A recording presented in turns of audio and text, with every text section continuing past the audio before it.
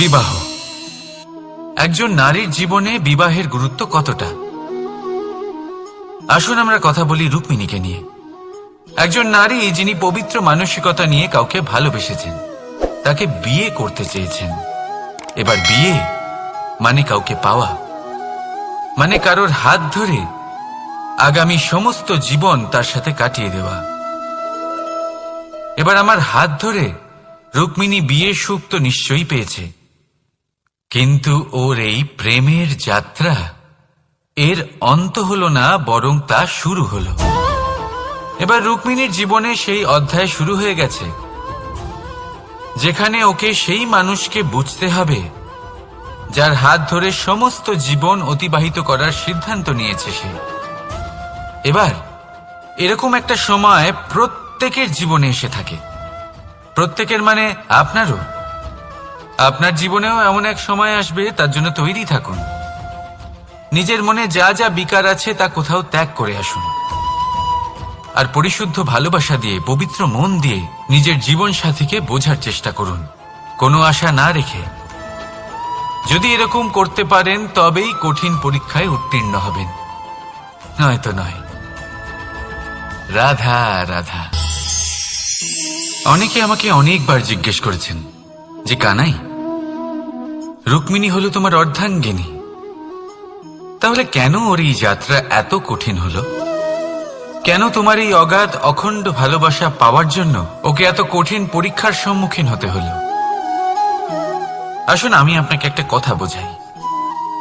অগাধ অখণ্ড ভালোবাসার এই পথ তা তো কঠিনই হবে। এবার এরকমই এক যাত্রা করতে হয়েছে রুক্মিণীকে, পরিশুদ্ধ ভালোবাসা বুঝতে পারার যাত্রা। এমন ভালোবাসা যা কিনা ক্রোধ, ভয়, মোহ, অধিকার, অহংকার, হিংসা এই সমস্ত বিকারের ঊর্ধ্বে। এবার এই যাত্রায় ওকে সাহায্য করবে রাধা। আর শুধু তাই নয়, আমি আপনাকে বলি, সংসারের প্রত্যেক নারী এই যাত্রা করে থাকেন।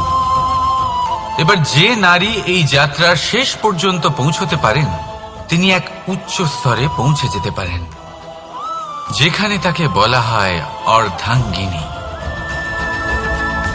রাধা রাধা।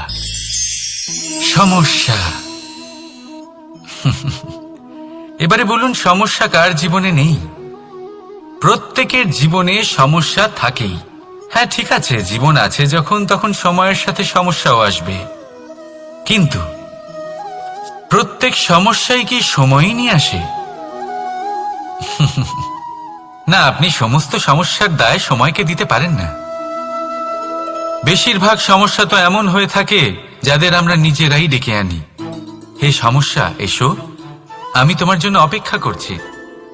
কিভাবে? এবার এটা নির্ভর করছে আপনার হ্যাঁ বা না এর ওপরে।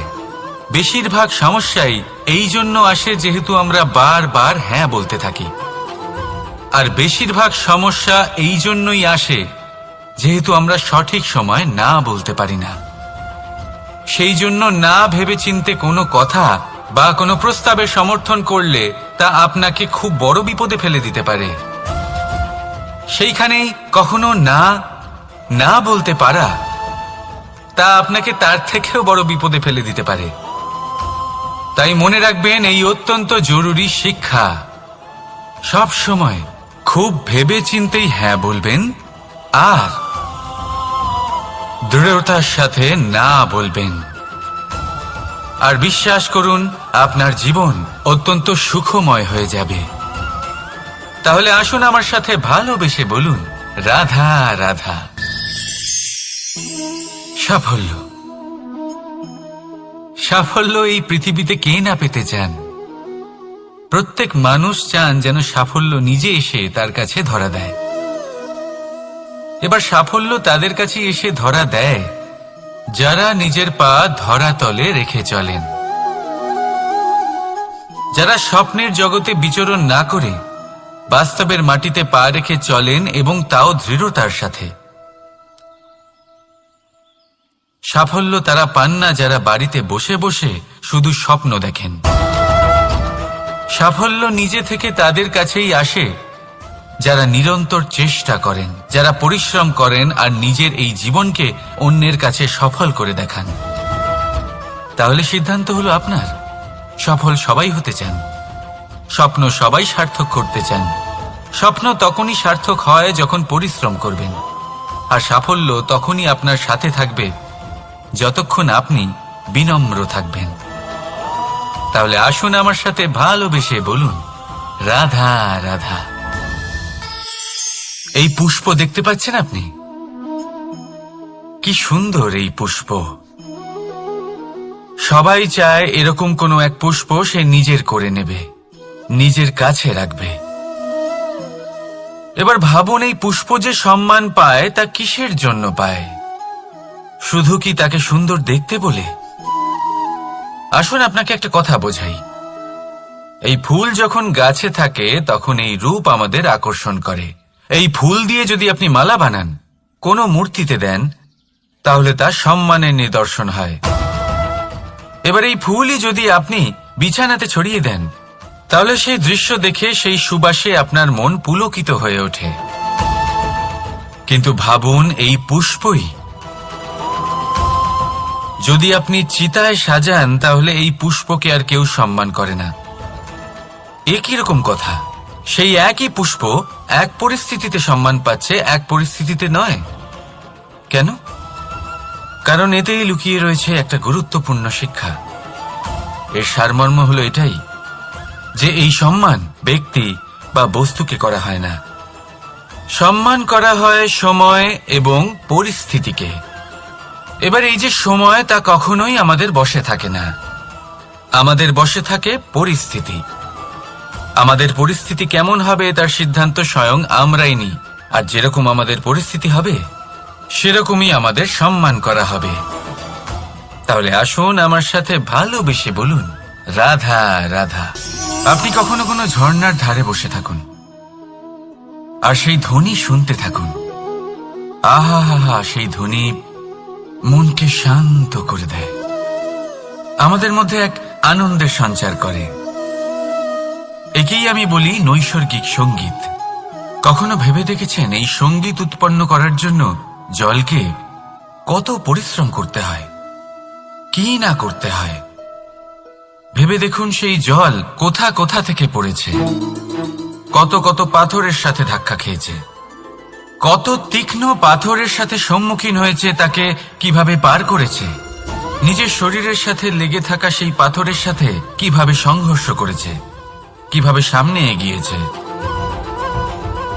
ভাবুন, এই সব কিছু হওয়ার পরেই সেই সঙ্গীত উৎপন্ন হয়েছে। এই ঝর্ণার এই মধুর সঙ্গীত কখনো আপনার কান পর্যন্ত পৌঁছতই না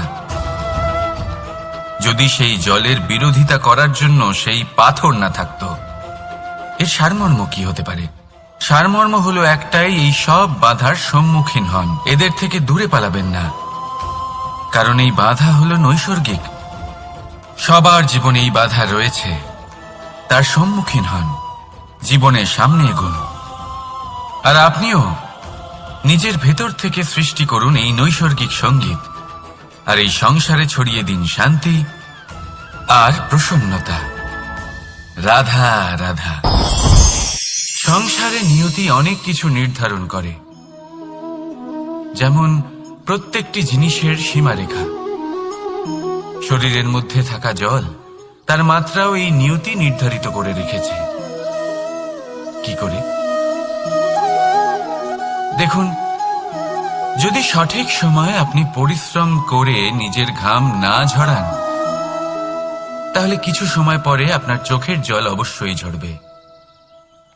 কারণ সবকিছু যদি ভাগ্যের জোরে পেয়ে যাওয়া যায়, তাকে কর্মের দ্বারা সামলে রাখতে হয়। যদি পরিশ্রম করতে থাকেন, তাহলে যা পেয়েছেন তা সামলে রাখতে পারবেন, আর যা যা আপনি পেতে চান তা অবশ্যই পাবেন। কিন্তু যদি পরিশ্রমের থেকে দূরে থাকেন, তাহলে যা পেয়েছেন তা তো হারিয়ে ফেলবেনই, আর যা পেতে চান তার তো কোনো প্রশ্নই ওঠে না, আর বয়ে যাবে শুধুমাত্র অশ্রু। এবার সিদ্ধান্ত আপনার। কি ঝরাতে চাইবেন আপনি? ঘাম নাকি অশ্রু? রাধা রাধা। এই জীবনে মানুষ শুধু তিনটি জিনিসের পেছনে ছোটে: ছায়া অর্থাৎ সঙ্গী সম্মান, কায়া অর্থাৎ সুন্দর বলিষ্ঠ শরীর, আর তৃতীয় হল মায়া অর্থাৎ ঐশ্বর্য। এবার অবাক করার মতো বিষয় হলো, সময় এলে পরে এই তিনটি বস্তুই সবার আগে আপনাকে ত্যাগ করে। অন্ধকারে ছায়া আপনাকে ত্যাগ করে, বার্ধক্যে কায়া আপনাকে ত্যাগ করে, আর অন্তিম সময়ে মায়াও আপনাকে ত্যাগ করে। এগুলো কিছুই কাজে আসে না যার পেছনে আপনি সারা জীবন দৌড়েই যাচ্ছিলেন। যদি কিছু কাজে লাগে তা হলো আপনার প্রেমপূর্ণ ব্যবহার যা আপনি সংসারকে দিয়েছেন। এ হলো সেই প্রেম যা অন্ধকারে প্রদীপ হয়ে আপনাকে আলো দেবে। এ হলো সেই প্রেম যা বার্ধক্যে হাত রূপে আপনাকে শক্তি দেবে, সহায়তা করবে। আর যখন আপনার কাছে অর্থ থাকবে না, তখন এই প্রেমই আপনাকে সামর্থ্য যোগাবে। জীবনে যদি কিছু উপার্জন করতে চান তাহলে শুধু প্রেম উপার্জন করুন। যদি আপনিও আমার মতো দূরের কথা ভাবতে চান তাহলে শুধুমাত্র প্রেম উপার্জন করুন। আর এখন এই প্রেম ভাব নিয়েই বলুন, রাধা রাধা। কখনো প্রদীপ জ্বালাতে গিয়ে আপনার হাত পুড়ে গেছে? একবার মনে করে দেখুন সেই অনুভূতি। এক্ষুনি মনের মধ্যে যন্ত্রণার এক অনুভূতি বয়ে যাবে। কখনো হাঁটতে হাঁটতে পায়ে কাঁটা ফুটে গেছে? মনে করুন, এক্ষুনি মনের মধ্যে যন্ত্রণার এক অনুভূতি বয়ে যাবে। এরকম কেন হয়ে থাকে? কষ্ট তো শুধু তখন হয়েছিল, কিন্তু যদি আজ মনে করেন তাহলে সেই যন্ত্রণা আপনার মনে মাথায় থেকেই যায়। এরকম কেন হয়ে থাকে যে জীবনে যখনই আমরা যন্ত্রণার অনুভব করি তারপর আমরা সেই যন্ত্রণা নিজের সাথে বহন করে নিয়ে চলি? কারণ হলো একটাই, চিন্তা। কোনো যন্ত্রণাই এতটা কষ্ট আমাদের দেয় না যতটা কষ্ট এই চিন্তা দেয়। তাহলে এই চিন্তা ত্যাগ করুন আর ভাবুন যে কিভাবে নিজেকে সব সময় আনন্দে রাখা যায়। আর অতীতকাল এবং ভবিষ্যতের চিন্তা ছেড়ে দিন, এই বিষয়ে ভাবাই ছেড়ে দিন। শুধুমাত্র এটা ভেবে নিন যে আজ আমায় নিজেকে আনন্দে রাখতে হবে যে করেই হোক। এটা করা শুরু করে দিন। তারপর আপনি দেখবেন আপনার কাল, পরশু, পরের সপ্তাহ, সমস্ত মাস, সমস্ত বছর, পরের বছর, সম্পূর্ণ জীবন আপনি শুধুমাত্র প্রসন্নতাই পাবেন। এবার আসুন এই প্রসন্নতার সাথেই বলুন, রাধা রাধা। কখনো ভেবে দেখেছেন আমরা জিহ্বার সাথে সাথে কান কেন পেয়েছি? এবার আপনি বলবেন, এ তো সহজ কথা, যাতে আমরা কথা বলার সাথে সাথে শুনতেও শিখি। এবারের আরো একটা গুরুত্ব আছে। আগে আমাকে বলুন, নিজের প্রশংসা শুনতে কার না ভালো লাগে? সবারই ভালো লাগে। এটাই হলো মূল কথা। যদি এই কান দিয়ে আপনি নিজের প্রশংসা শুনতে চান তাহলে সর্বপ্রথম এই জিহ্বা দিয়ে অন্যের প্রশংসা করতে শিখুন। এবার প্রশংসার বিষয়ে একটা অত্যন্ত গুরুত্বপূর্ণ কথা আপনাদের বলি। কখনো যদি কারোর প্রশংসা আপনি করেন তাহলে সবার আগে সেই ব্যক্তির উৎসাহ বেড়ে যায়। আর তারপর নিজে যদি ভেবে দেখেন তাহলে নিজের মনেও সন্তুষ্টি আর প্রশান্তি চলে আসে। আর একবার যদি এই মন প্রশান্তিতে ভরে যায় তারপরে কেউ প্রশংসা করুক বা না করুক কিচ্ছু যায় আসে না। সেই জন্য সবসময় অন্যের সম্মান করবেন, স্নেহ করবেন, প্রশংসা করবেন, সুখ ভাগ করে নেবেন। যার মধ্যে যেটা ভালো আছে তা বলুন, তাকে মনে করান তিনিও ভালো, তার উৎসাহ বাড়িয়ে তুলুন। তিনি জীবনে সামনে এগোবেন আর এই ব্রহ্মাণ্ড আপনাকে কখনো পিছিয়ে থাকতে দেবে না। রাধা রাধা। সত্য এবং অসত্য দুটোর মধ্যে পার্থক্য কি আছে? পার্থক্য হলো অ অক্ষরটার। এবার অ দিয়ে হতে পারে আরম্ভ, অ দিয়ে হতে পারে অন্ত, সত্য হলো সেটা যেখানে সমস্ত পথের আরম্ভ হয়, অসত্য সেটা যেখানে সমস্ত পথের শেষ হয়। এবার এরা চলতে হয়তো পারে না, কিন্তু তাও ছাপ রেখেই যায়। সত্য সেই ছাপ রেখে যায় যা একটা উজ্জ্বল উৎকৃষ্ট উদাহরণ হতে পারে, আর অসত্য সেই উদাহরণ তৈরি করে যা একটা কলঙ্কিত ইতিহাস তৈরি করে। এখন আপনি আগামী সময়ের জন্য কেমন ছাপ রেখে যাবেন, এই সিদ্ধান্ত পুরোপুরি আপনার। রাধা রাধা। চলুন একটা প্রশ্ন করি। কোনো মানুষকে জিজ্ঞাসা করবেন যে সে মূর্খ, অলস, বিবেকহীন, অসফল এইসব বিশেষণ দিয়ে নিজেকে পরিচিত করতে চাইবে? না। কাউকে জিজ্ঞাসা করুন আপনি কি মূর্খ? না। আপনি কি অসফল হয়েছেন? না। আপনি কি বিবেকহীন? না। এবার বলুন আপনি জীবনে মূর্খ ও বিবেকহীন হবার জন্য কোনো ভালো পরিকল্পনা বানিয়েছেন? উত্তর পাবেন না। কারণ কোনো পরিকল্পনা বানানো হয় না যাতে আপনি মূর্খ বা অসফল হন। মানুষ মূর্খ বা অসফল তখন হন যখন কোনো পরিকল্পনাই থাকে না। দেখুন, একটাই ছোট জীবন, তাকে স্থির করুন যাতে অনেক বেশি সংখ্যক মানুষকে আপনি জুড়ে রাখতে পারেন, অনেক বেশি শান্তি পেতে পারেন, অধিকতর সাফল্য লাভ করতে পারেন, বেশিরভাগ মানুষের পথপ্রদর্শক হয়ে তাদের মঙ্গল করতে পারেন।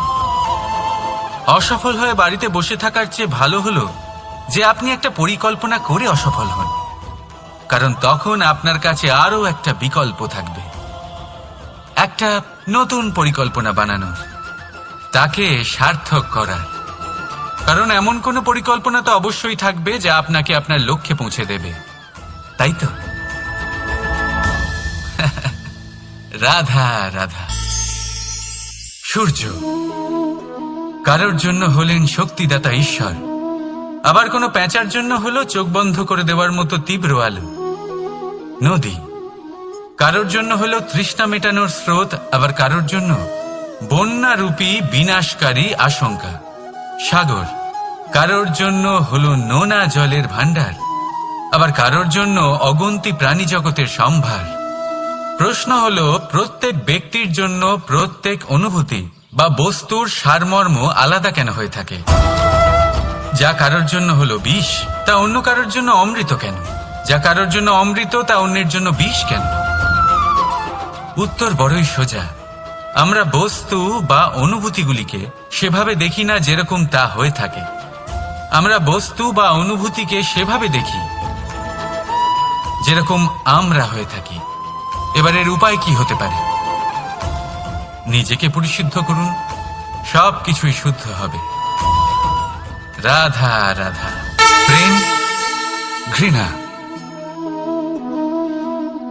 এই দুই হলো একই শব্দ। কিভাবে? দেখুন না, দুটোতেই আড়াই অক্ষর রয়েছে। দুটোই হলো সেই অনুভূতি যা আমাদের মনের সাথে জড়িত, আর এই দুই অনুভূতির সাথেই জড়িত মানুষ আমাদের জন্য গুরুত্বপূর্ণ। পার্থক্য শুধু এটাই যে প্রেম পায় সম্মান আর ঘৃণাকে করা হয় অবজ্ঞা। এরকম কেন? কারণ প্রেম হলো সেই অনুভূতি যেখানে মানুষ সব কিছু দিয়ে দিতে চায়, সব কিছু লুটিয়ে দিতে চায়। সেখানে ঘৃণা হলো এমন অনুভূতি যেখানে মানুষ সবকিছু কেড়ে নিতে চায়, সবকিছু জিতে নিতে চায়। তাও প্রেমের অনুভূতি কখনো আপনাকে হারতে দেয় না, আর ঘৃণার অনুভূতি কখনো আপনাকে জিততে দেয় না। এবার কি করবেন আপনি? একটাই জীবন, ঘৃণার সাথে বাঁচবেন নাকি প্রেমের সাথে? আমি তো প্রেমকেই চয়ন করব। রাধা রাধা।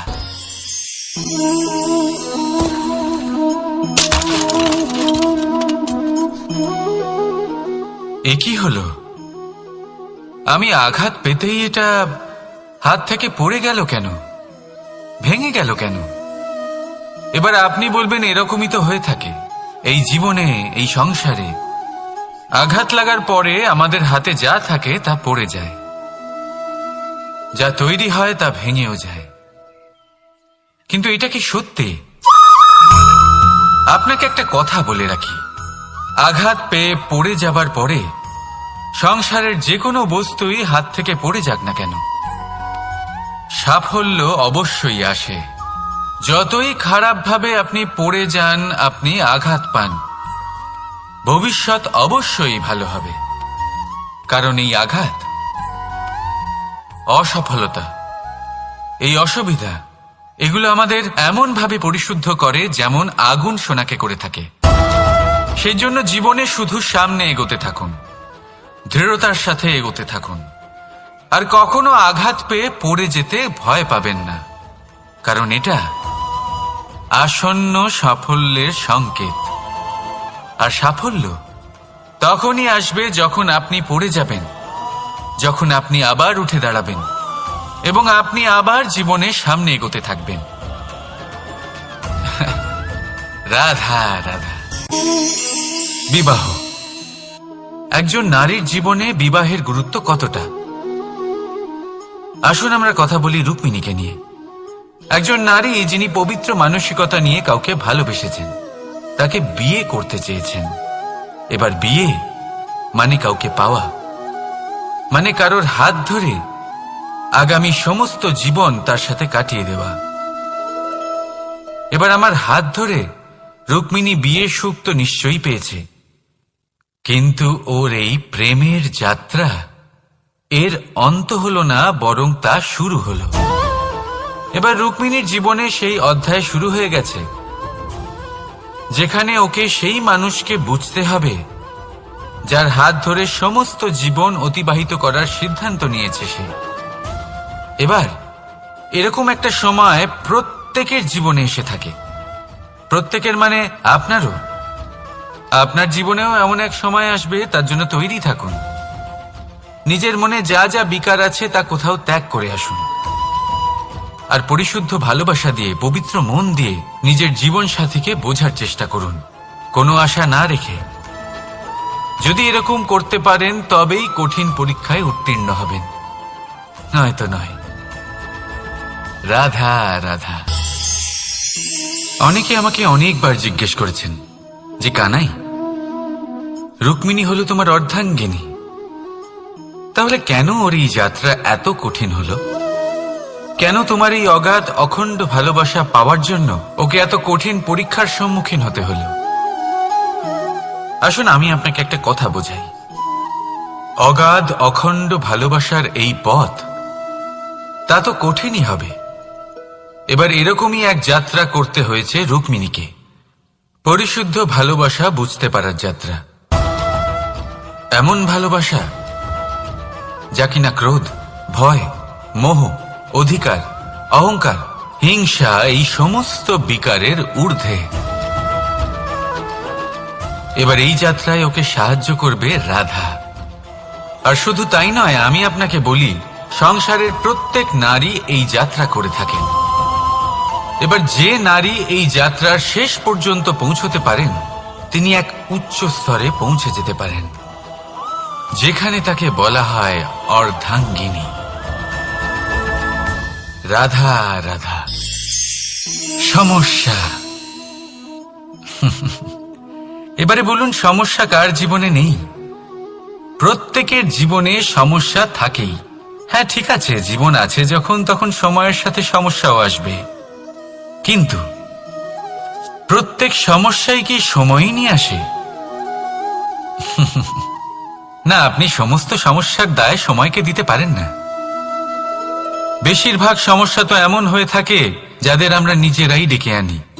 হে সমস্যা, এসো, আমি তোমার জন্য অপেক্ষা করছি। কিভাবে? এবার এটা নির্ভর করছে আপনার হ্যাঁ বা না এর ওপরে।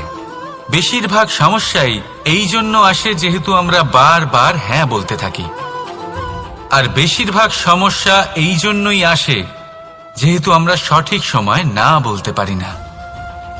সেই জন্য না ভেবেচিন্তে কোনো কথা বা কোনো প্রস্তাবের সমর্থন করলে তা আপনাকে খুব বড় বিপদে ফেলে দিতে পারে। সেইখানেই কখনো না না বলতে পারা, তা আপনাকে তার থেকেও বড় বিপদে ফেলে দিতে পারে। তাই মনে রাখবেন, এই অত্যন্ত জরুরি শিক্ষা। সব সময় খুব ভেবে চিন্তেই হ্যাঁ বলবেন আর দৃঢ়তার সাথে না বলবেন। আর বিশ্বাস করুন, আপনার জীবন অত্যন্ত সুখময় হয়ে যাবে। তাহলে আসুন আমার সাথে ভালোবেসে বলুন, রাধা রাধা। সাফল্য, সাফল্য এই পৃথিবীতে কে না পেতে চান? প্রত্যেক মানুষ চান যেন সাফল্য নিজে এসে তার কাছে ধরা দেয়। এবার সাফল্য তাদের কাছে এসে ধরা দেয় যারা নিজের পা ধরাতলে রেখে চলেন, যারা স্বপ্নের জগতে বিচরণ না করে বাস্তবের মাটিতে পা রেখে চলেন এবং তাও দৃঢ়তার সাথে। সাফল্য তারা পান না যারা বাড়িতে বসে বসে শুধু স্বপ্ন দেখেন। সাফল্য নিজে থেকে তাদের কাছেই আসে যারা নিরন্তর চেষ্টা করেন, যারা পরিশ্রম করেন আর নিজের এই জীবনকে অন্যের কাছে সফল করে দেখান। তাহলে সিদ্ধান্ত হলো আপনার। সফল সবাই হতে চান, স্বপ্ন সবাই সার্থক করতে চান। স্বপ্ন তখনই সার্থক হয় যখন পরিশ্রম করবেন, আর সাফল্য তখনই আপনার সাথে থাকবে যতক্ষণ আপনি বিনম্র থাকবেন। তাহলে আসুন আমার সাথে ভালোবেসে বলুন, রাধা রাধা। এই পুষ্প দেখতে পাচ্ছেন আপনি? কি সুন্দর এই পুষ্প। সবাই চায় এরকম কোনো এক পুষ্প সে নিজের করে নেবে, নিজের কাছে রাখবে। এবার ভাবুন, এই পুষ্প যে সম্মান পায় তা কিসের জন্য পায়? শুধু কি তাকে সুন্দর দেখতে বলে? আসুন আপনাকে একটা কথা বোঝাই। এই ফুল যখন গাছে থাকে তখন এই রূপ আমাদের আকর্ষণ করে। এই ফুল দিয়ে যদি আপনি মালা বানান, কোনো মূর্তিতে দেন, তাহলে তা সম্মানের নিদর্শন হয়। এবার এই ফুলই যদি আপনি বিছানাতে ছড়িয়ে দেন, তাহলে সেই দৃশ্য দেখে সেই সুবাসে আপনার মন পুলকিত হয়ে ওঠে। কিন্তু ভাবুন, এই পুষ্পই যদি আপনি চিতায় সাজান, তাহলে এই পুষ্পকে আর কেউ সম্মান করে না। একই রকম কথা, সেই একই পুষ্প এক পরিস্থিতিতে সম্মান পাচ্ছে, এক পরিস্থিতিতে নয়। কেন? কারণ এতেই লুকিয়ে রয়েছে একটা গুরুত্বপূর্ণ শিক্ষা। এর সারমর্ম হলো এটাই যে এই সম্মান ব্যক্তি বা বস্তুকে করা হয় না, সম্মান করা হয় সময় এবং পরিস্থিতিকে। এবার এই যে সময়, তা কখনোই আমাদের বশে থাকে না। আমাদের বশে থাকে পরিস্থিতি। আমাদের পরিস্থিতি কেমন হবে তার সিদ্ধান্ত স্বয়ং আমরাই নিই, আর যেরকম আমাদের পরিস্থিতি হবে সেরকমই আমাদের সম্মান করা হবে।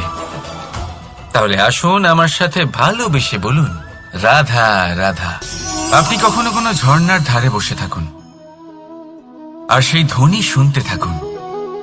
আহা হা হা, সেই ধ্বনি মনকে শান্ত করে দেয়, আমাদের মধ্যে এক আনন্দের সঞ্চার করে।